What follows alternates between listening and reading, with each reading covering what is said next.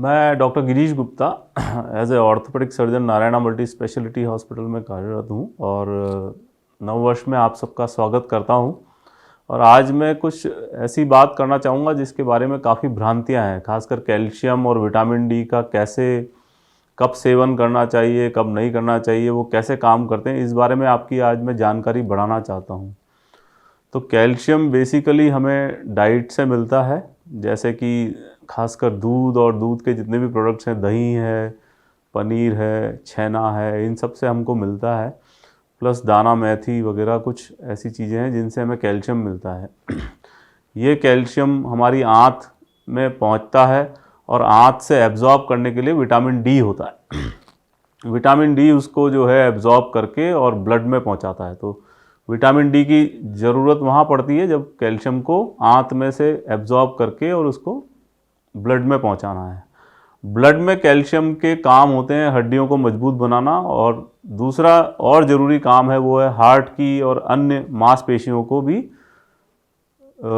ऊर्जा देना या उनको चलाने में सहायक बनना। इसी तरह से कई और काम भी जो है कैल्शियम के थ्रू होते हैं। तो कैल्शियम की ब्लड में भी रिक्वायरमेंट होती है और बोन्स को मजबूत करने के लिए भी कैल्शियम की रिक्वायरमेंट होती है। अब होता क्या है कि विटामिन डी हमारे शरीर में चमड़ी के अंदर इनएक्टिव फॉर्म में पड़ा रहता है, निष्क्रिय रूप से पड़ा रहता है, और उसको सक्रिय करने के लिए हमें सूरज की रोशनी चाहिए होती है।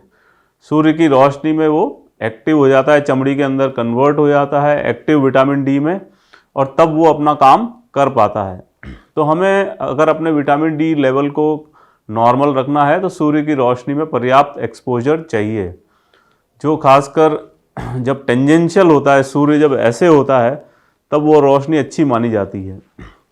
लेकिन अमूमन हमने देखा है कि हमारे देश में जो है जिस तरह का पहनावा है, खासकर महिलाओं में और उसमें, तो ये कई बार संभव नहीं हो पाता कि आप सूर्य में एक्सपोज हों। जब तक आपका शरीर एक्सपोज नहीं होगा तब तक आपको विटामिन डी कन्वर्ट नहीं होगा।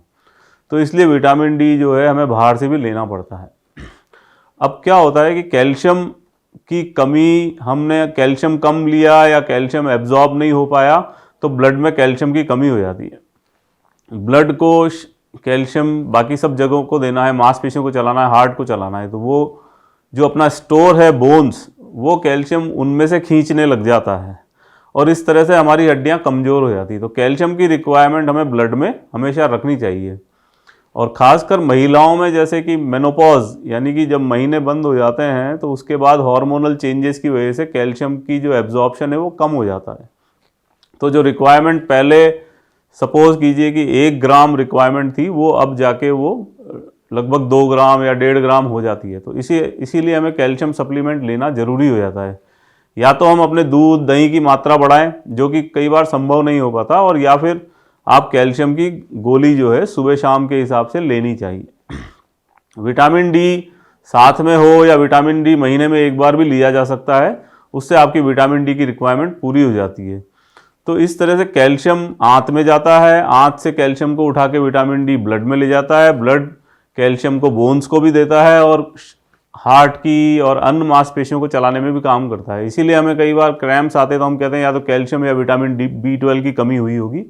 तो यही सब है। तो इसलिए कैल्शियम की कोशिश करें कि नेचुरल रिसोर्सेज से रिक्वायरमेंट पूरी हो जाए, और महिलाएं जिनको रजोनिवृत्ति हो चुकी है वो, और पुरुष खासकर 65-70 के बाद, या कोई ऐसी बीमारी आपको है जिससे कि कैल्शियम का एब्जॉर्प्शन या ये सब डिफेक्टिव हो रहा है, तो आपको ये सब रिक्वायरमेंट रहती है।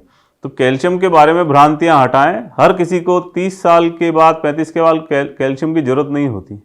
वो महिलाएं जिनकी या तो रजोनिवृत्ति हो चुकी है, या फिर बच्चेदानी का ऑपरेशन हो चुका है, या फिर पुरुष 65 के बाद, या फिर आपके कोई ऐसी बीमारी हो जिससे कि आपका कैल्शियम लेवल या विटामिन डी एब्जॉर्प्शन ये सब कम हो रहा हो, तो तब आपको ये सब लेना चाहिए। धन्यवाद।